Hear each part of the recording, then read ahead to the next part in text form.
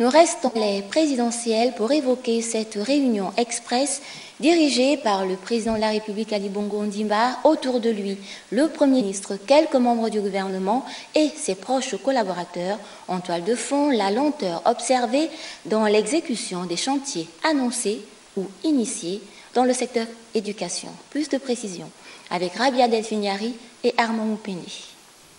J'annonce un vaste plan de rénovation des écoles primaires sur l'ensemble du territoire. Un projet qui vise une véritable remise à neuf des établissements avec des travaux qui seront réalisés sur les aspects aussi bien esthétiques que pratiques et sécuritaires. Ces promesses avaient été annoncées le 31 décembre 2017. À la fin du premier trimestre 2018, aucun nombre d'un bâtiment n'est visible ou autres travaux de réhabilitation exécutés. Fort de ce constat négatif, Ali Bongo Ondimba est monté au créneau en tapant du poing sur la table. Et je suis au regret de constater, non seulement que ce n'a pas été fait, mais qu'en plus, nous avons un certain nombre d'écoles dans ce pays qui n'ont de nom que école, mais qui ne ressemblent à rien du tout à des écoles. Et que nous pourrions qualifier certaines de porcheuses.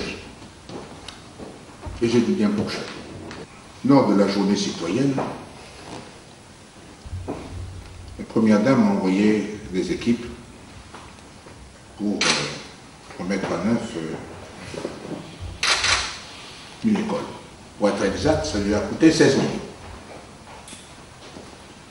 Alors, je ne vois pas pourquoi, pour pouvoir appliquer la décision qui est la mienne, il faille tout ce temps,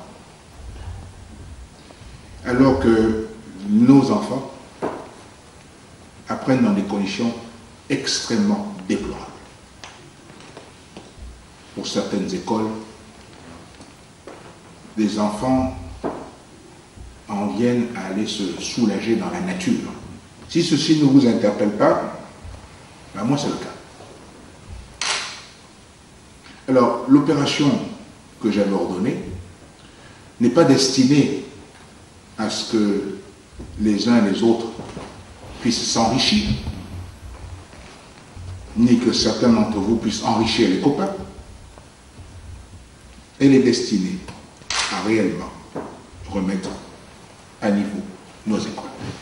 C'est donc pour être en phase avec sa devise « Dire ce qu'il fait et faire ce qu'il dit » que le président de la République a fait une fois encore injonction au gouvernement pour qu'avec diligence, tous ces chantiers de l'éducation s'exécutent au profit, bien évidemment, de la jeunesse scolarisée.